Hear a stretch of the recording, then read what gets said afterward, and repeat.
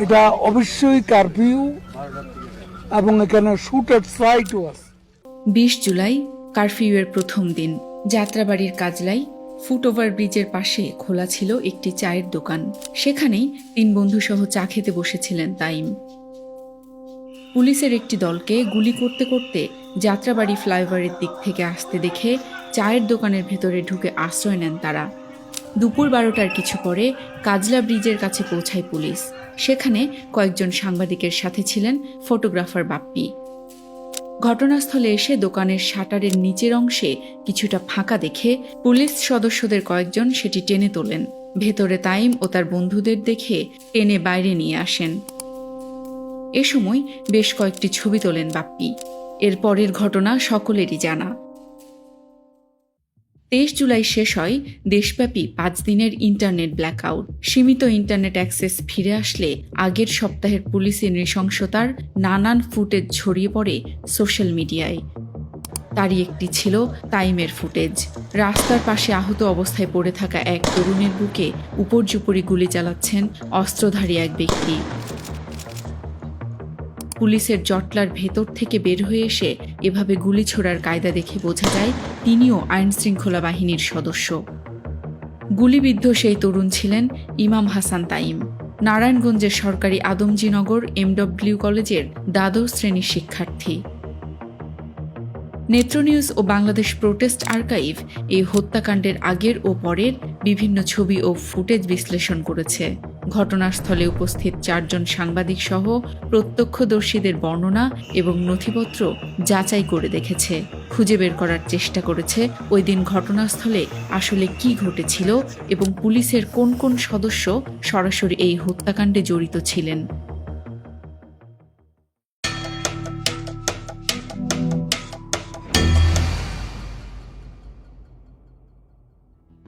ঘটনাস্থলটি যাত্রাবাড়ির Kajla foot over ব্রিজের পাশে বলে চিহ্নিত করেন ওএসআইএনটি ইনভেস্টিগেটররা। চিহ্নিত করা হয় ভাইরাল ভিডিওতে দৃশ্যমান গুলি চালানো ব্যক্তিটিকেও। তিনি যাত্রাবাড়ি থানার তৎকালীন ওসি জাকির হোসেন। ডিলিট করার আগেই জাকিরের ফেসবুক অ্যাকাউন্ট থেকে বাংলাদেশ প্রোটেস্ট আর্কাইভ বেশ কিছু ছবি সংগ্রহ করে।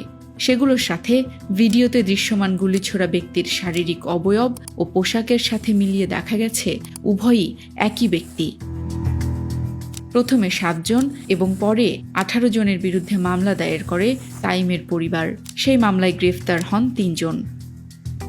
মামলার প্রথম আসামি জাকির হোসেন এখনও পলাতক। বাকিরা কোথায় আছেন সে সম্পর্কে নিশ্চিত কোনো তথ্য পাওয়া যায়নি। তবে তাইমকে লক্ষ্য করে জাকিরের আগে অন্য একজন পুলিশ কর্মকর্তাও গুলি ছুড়েছিলেন বলে নিশ্চিত হয়েছে নেত্র নিউজ এবং বাংলাদেশ প্রোটেস্ট আর্কাইভ। পুলিশের গুলি থেকে তাইমকে বাঁচানোর চেষ্টা করতে গিয়ে গুলিবিদ্ধ হয়েছিলেন তাইমের বন্ধু রাহাত হোসেন। তিনি বলেন তাইমকে ২ দফায় গুলি করা হয়েছিল। লিটন টি স্টোর যেটা তাইম আর সারিয়ার বসা ছিল, মেয়র হানিফ ফ্লাইওভারের উপর থেকে পুলিশ হঠাৎ এপিসি গাড়ি থেকে গুলি, মানে চতুর্দিকে পাখির মতো গুলি করতেছে পুলিশ। ওই সময়টাতে আমি তাইম বা আর যারা ছিল তারা সবাই দৌড়ে দোকানের ভিতরে ঢুকে গেছি। দোকানের ভিতরে ঢুকে গেছি, শাটারটা ক্লোজ করে দিয়েছি। ২৫ থেকে ৩০ জন পুলিশ সদস্য এবং আওয়ামী লীগের সন্ত্রাসী লোকজন আমাদের ৪ দোকানের সামনে আসলো। তারাই হচ্ছে গিয়ে শাটারটারে খুলে হাত দিয়া আমার বাম হাত ধরে বাইরে টান দিল, ইচ্ছা মতো পিটাইছে আর কি, মানে যা বলার মতো ভাষা নাই। তারপরে সেকেন্ড টাইম তাইমরে টেনে বের করছে। ট্রেনে বের করার পরে হচ্ছে গিয়ে তাইমরও ইচ্ছা মতো পিটাইছে ৪-৫ জন পুলিশ সদস্য। একটা পর্যায়ে দৌড় দিছে, প্রথম শুটটা করা হয় তার বাম পায়ে, সেকেন্ড মুহূর্তে ওকে আর কি সেকেন্ড বুলেটটা করা হয় তার কোমরের লেগে, বুলেটটা সামনে দিয়ে বের হয়ে যায়। যখন পড়ে যায় ওই স্পটে, তখন আমি তাকে দৌড়ে গিয়ে ধরি। যাত্রাবাড়ি থানার যে সাবেক তদন্ত ওসি ছিল হচ্ছে গিয়ে জাকির হোসেন, জাকির তখন আবার গলির ভিতর থেকে একটা রাউন্ড করে ঘুরে এসে বারবার ফায়ার করলো। ৩ নম্বর ফায়ারটা আমার পায়ে লাগে। ফায়ারটা যখন লাগে তখন আমি টাইমের সাথে সাথে আমি ছেড়ে দিছি। একাধিক সাংবাদিক এবং প্রত্যক্ষদর্শীও এই ঘটনার বর্ণনা দেন। যে লিটনের চায়ের দোকান যেখানে ইমাম হাসান তাইমকে হত্যা করা হয়েছে, সেখানে গিয়ে পুলিশ অবস্থান নেয়। তারা দোকানের ঝাপ খুলে, শাটার খুলে দোকানের লোকজন আছে মনে করে বা পিকেটের আছে মনে করে তারা এটা ভেঙে ফেলে। সেখান থেকে তারা ওদেরকে মারতে মারতে বের করে। প্রথমে বের করে হচ্ছে ইমাম হাসান তাইমকে এবং তার বন্ধুকে। কিছুক্ষণ পরে ইমাম হাসান তাইমকে গুলি করা শুরু করে। এটা অস্ত্র ছিল সম্ভবত যে চাইনিজ রাইফেল বাকি এই টাইপের যে এতটুকু সাইজটা। এরপরে বাকি যে গুলিগুলো করে সেটা হচ্ছে যাত্রাবাড়ি থানার ওসি তদন্ত জাকির হোসেন। প্রথম একটা গুলি বা সেকেন্ড গুলিতে সে পড়ে যায়, পিছনে তার সহযোগী তাকে সেভ করে চেষ্টা করে, তাকে উঠানোর চেষ্টা করে, কিন্তু সে উঠতে পারে না। বাপ্পি এবং রাহাতের বক্তব্যের প্রমাণ মিলেছে ছবিগুলোতেও। চায়ের দোকানের শাটার তুলে তাইম এবং তার বন্ধুদের বের করে আনে পুলিশ। এ সময় একজন পুলিশ সদস্যকে বন্দুক তাক করে আক্রমণাত্মক অবস্থায় দেখা যায়। ছবি তোলার কারণে বাপ্পির দিকেও বন্দুক তাক করে ধরেন ওই পুলিশ সদস্য। পুলিশের একাধিক সূত্র দাবি করেছে ছবির এই পুলিশ সদস্যটি যাত্রাবাড়ি থানার তৎকালীন এসআই সাজ্জাদুজ্জামান। তিনি তাইম ও তার বন্ধুদের চায়ের দোকান থেকে বের করে আনেন বলে নিশ্চিত করেন বাপ্পি। বন্দুক তাক করে আমাদের দিকে, সাংবাদিকদের দিকে তাক করে, যদিও গুলি করেনি, কিন্তু তাৎক্ষণিক আমি খুব বিনয়ের সহিত চেষ্টা করি তাকে ওখান থেকে বেরিয়ে আসতে। কিছুক্ষণ পর তাইমকে লক্ষ্য করে প্রথম গুলিটি করেন। পুলিশ সদস্যের হুমকির কারণে কয়েকটি ছবি তোলার পর আর ছবি তোলার সুযোগ পাননি বাপ্পি। তাৎক্ষণিক আমাদেরকে থ্রেট দেওয়া হয় আমরা যাতে এগুলো না করি, মানে ছবি না তুলি আর কি। আমি খুব ভীতগ্রস্ত একটু হয়েও 5-7টা ছবি তুলে সরে যাই। তখন দেখলাম যে আমরাও এখানে নিরাপদ বোধ করছি না। প্রথম গুলিটি শটগানের বলে নিশ্চিত করেন রাহাত। গুলিটি সাজ্জাদ করলেও তার ধারণা জাকির এবং সাজ্জাদের বাইরেও আরও একজন অফিসার গুলি করেছিলেন, যেটি তাইমের কোমর ভেদ করে বেরিয়ে যায়। তবে সেই পুলিশ সদস্য ও অস্ত্রটি তিনি স্বচক্ষে দেখেননি। ঘটনাস্থলের বিভিন্ন ছবি ও ফুটেজ বিশ্লেষণে দেখা যায় উপস্থিত পুলিশ সদস্যদের হাতে অন্তত 2 ধরনের অস্ত্র রয়েছে। তবে 21 জুলাই 2024-এর ময়নাতদন্তে মরদেহে শুধু প্যালেট ইনজুরির কথা বলা হয়। আপনি আমাকে যে ছবিগুলো পাঠিয়েছেন, এখানে তৃতীয় এবং চতুর্থ ছবিতে যে দেখা যাচ্ছে একজন আন্দোলনকারীকে একজন পুলিশ সদস্য লাঠি দিয়ে আঘাত করছে, আর তার ঠিক উল্টা দিকেই সিভিল ড্রেসে আরেকজন পুলিশ সদস্য তার হাতে মানে ওই শটগান নিয়ে ওই আন্দোলনকারীর দিকে তাক করে দাঁড়িয়ে আছে। আর একটু দূরে, অর্থাৎ এই ছবিতে আপনি যদি একটু তাদের পেছন দিকে একটু তাকান, যে একটা বোঝা যাচ্ছে একটা দোকানের সামনে অনেকজন পুলিশ সদস্য জটলা করে দাঁড়িয়ে আছে এবং যারা অর্থাৎ ক্যামেরার দিকে যারা পেছন ফিরে দাঁড়িয়ে আছে, ওখানে দেখা যাচ্ছে যে একজন পুলিশ সদস্যের হাতে একটা রাইফেল, এবং এই রাইফেলটা হচ্ছে যেটাকে আমরা বলি যে 7.62 মিলিমিটার রাইফেল টাইপ 56, যেটাকে আরো কথ্য ভাষায় আমরা সেনাবাহিনীতে বা পুলিশও এটাকে চায়না রাইফেল বলে সবাই ডাকে, বা চাইনিজ রাইফেল। এটা হচ্ছে গিয়ে 7.62 millimetre, which is a lethal weapon. এটা কিন্তু একদম প্রাণঘাতী অস্ত্র। তাইমের পরিবারের করা মামলায় সাজ্জাদুজ্জামানের নাম না থাকলেও 2025-এর মার্চে পুলিশের বিশেষ শাখা পিবিআইয়ের একটি তদন্ত প্রতিবেদনে তাইম হত্যায় সাজ্জাদুজ্জামানের সংশ্লিষ্টতার তথ্য উঠে আসে। এর পরপরই তাকেও এই মামলায় গ্রেফতার করা হয়। গুলিবিদ্ধ অবস্থায় উপস্থিত কয়েকজন তাইমকে হাসপাতালে নেওয়ার চেষ্টা করেছিলেন, কিন্তু তাতে বাধা হয়ে দাঁড়িয়েছিলেন পুলিশ সদস্যরা। একজন পায়ে ধরেন, পায়ে ধরেন, পায়ে ধরেন। টাইমের বডি কি রাস্তায় শুয়ে আছে। আমি যেখান থেকে দেখতেছি ওইখান থেকে মেইন রোডটা বেশি দূরত্ব না, তো মেইন রোডেও পুলিশ ছিল, তো যার কারণে আমি একটু লুকায়া লুকায়া দেখতেছি।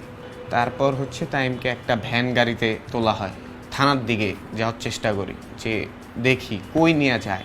আমরা ওই পাশ থেকে দেখি যে থানার গেটের সামনে 5-6 জন পুলিশ আর কি গোল হয়ে আছে। ওই গেটের ভিতরে আর কি গোল হয়ে ওকে করা মানে পাড়াইতেছিল। তারপর ওই গেটের থেকে 2 জন যখন বাইর হওয়ার পর আমি ওই 2 জনকে দেখি। গুলিবিদ্ধ হওয়ার খানিক পরে মৃতপ্রায় তাইমকে একটি রিকশা ভ্যানে তুলে দেয় পুলিশ। এরপর সন্ধ্যায় হাসপাতালে গিয়ে ভাগ্নের লাশ শনাক্ত করেন খালা শাহিদা বেগম ও বাবা পুলিশের তৎকালীন পরিদর্শক ময়নাল হোসেন। ওর ভাই সিলেট থেকে আমাকে ফোন দিছে, ফোন দিয়ে বলতেছে যে আন্টি তাইম বলে গুলি খাইছে, তুই তাড়াতাড়ি ঢাকা মেডিকেলে যা। আমার পরনে যা ছিল আমি তাই বের হয়ে গেছি। আমি ঢাকা মেডিকেল গিয়ে পৌঁছাইলাম। পৌঁছানোর পরে ওর বাবারে আমি ফোন দিলাম যে ময়নাল ভাই টাইম তো বলে গুলি খাইছে, আপনি একটু আসেন, রুগীর গার্জিয়ান খুঁজতেছে। তারপর যখন তাইমের বাবা আসলো, তখন এই এলাকার মধ্যে যতটা আইসিইউ ছিল, হসপিটালের মানে রুগী ভর্তি ছিল, প্রত্যেকটা ওয়ার্ডে দৌড়াদৌড়ি করে ঘুরে দেখলাম। ও দেখলো, আমরাও দেখলাম, কিন্তু তাইমরে পাইলাম না। তারপরে ওনারা গিয়ে বললো যে আপনারা মর্গে যান। মর্চুয়ারি একটা মর্গ আছে ওই পিছনে, দরজা খুলে দিছে যে তাইমের লাশ মাটিতে শোয়া রাখছি। ছবি দেখে পুলিশের এসি নাহিদ ও তানজিল ঘটনাস্থলে ছিলেন বলে নিশ্চিত করেছেন রাহাত। সাজ্জাদ বা হচ্ছে গিয়ে জাকির বা হচ্ছে গিয়ে এসি তানজিল ছিল। ছবি দেখার পরে আমি তাদেরকে শনাক্ত করছি আর কি।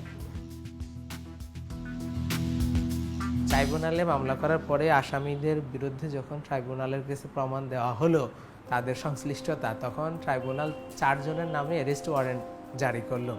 সে 4 জনের জাকির তো আগেই পালিয়ে গেছে, কিন্তু ও মামলা করার জজ কোর্টে যখন মামলা করছে, মামলা করার 1 মাস পর পর্যন্ত ও অন সার্ভিসে ছিল রংপুর ডিআইজি অফিসে।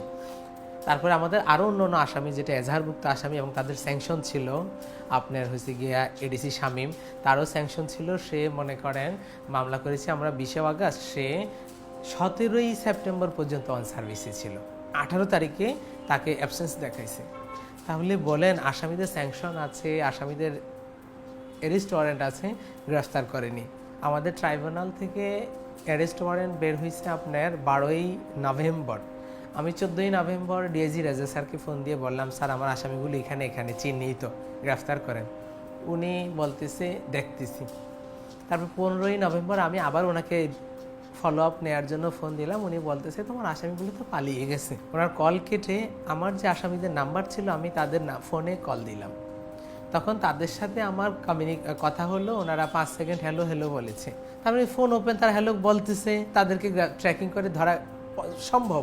তখন আমি তাদের ফোন, আসামিদের ফোন কেটে আবার আমি ডিআইজি রাজা স্যারকে আবার ফোন দিলাম যে স্যার আপনি বলতেছেন তারা পালিয়ে গেছে, তাদের সাথে আমার এখনই ফোনে কথা হলো, আমি স্ক্রিনশট দিলাম।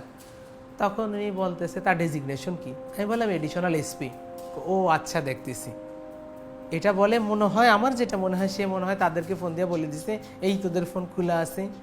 এরপরে যখন আমি আবার 10 মিনিট পরে ফোন দিলাম, ফোন সুইচ অফ, বন্ধ ছিল। তারা 21শে নভেম্বর পর্যন্ত অন সার্ভিসে ছিল। তাহলে বলেন, আমি সর্বোচ্চ মহল, আইজি অফিস, স্বরাষ্ট্র মন্ত্রণালয়, ডিআইজি, এমন কোনো দপ্তর বাদ নাই যে জানাইনি আমার আসামিগুলো এখানে আছে, অন সার্ভিস আছে, তাদেরকে গ্রেফতার করেন। ডিআইজিকে জানানোর পরও 4-5 দিন এবং তাদের অ্যারেস্ট ওয়ারেন্ট আছে আন্তর্জাতিক অপরাধ ট্রাইব্যুনাল থেকে। 21শে নভেম্বর পর্যন্ত তাদের অন দ্য লোকেশনে, যেখানে তাদেরকে ট্রান্সফার দেওয়া হয়েছিল, একটা ঝিনাইদহে আর একটা হচ্ছে র্যাব 8 বরিশালে, সেখানে তাদের ফোন লোকেশন ছিল এবং তারা ওখানে প্রেজেন্ট ছিল, অন সার্ভিসে ছিল। তাহলে এটা কিভাবে আপনি, হাউ ইউ হ্যাভ ডিফাইন্ড ইট? পরিবারের ছোট ছেলেকে হারিয়ে শারীরিক ও মানসিকভাবে ভেঙে পড়েছেন তাইমের বাবা ময়নাল হোসেন ও মা পারভিন আক্তার। হত্যার 1 বছর পেরিয়ে গেলেও আসামিদের গ্রেফতারে সরকারের সংশ্লিষ্ট সংস্থাগুলোর ব্যর্থতা মেনে নিতে পারছেন না তাইমের পুলিশ পরিবারের সদস্যরা। পৃথিবীতে একটা পিতার কাছে ভারী বসছিল তার সন্তানের লাশ তার কাঁধে ওঠানো। আর তাইম ছিল আমাদের সবার আদরের, সবার ছোট ছিল। আমি থাকতাম সিলেটে, আরেকজন বিদেশে। আম্মু তাইমকে নিয়েই থাকতো, আব্বু তো অফিসে থাকতো। তাইম আম্মুর ধরতে গেলে একদম হেল্পিং হ্যান্ড হিসাবে একদম ছোট ছেলে থাকতো। স্টিল নাও, এখন পর্যন্ত সে ট্রমাটাইজ। যখন মন চায় সে চলে যায় তার কবরের কাছে। আজকেও চলে গেছে তার কবরের কাছে, কালকে রাতে মনে হয় ওকে দেখেছে। তো যেই দিনে দেখে সেই দিনে উঠে আম্মু তার কবরের কাছে চলে যায়। আর আব্বু খুব মানসিকভাবে ভেঙে পড়েছে। আব্বু একটা মাইনর একটা স্ট্রোক করেছে তাই মারা যাওয়ার পরে। এ বিষয়ে পুলিশ হেডকোয়ার্টারের বক্তব্য জানতে চাওয়া হলেও কোনো জবাব পাওয়া যায়নি।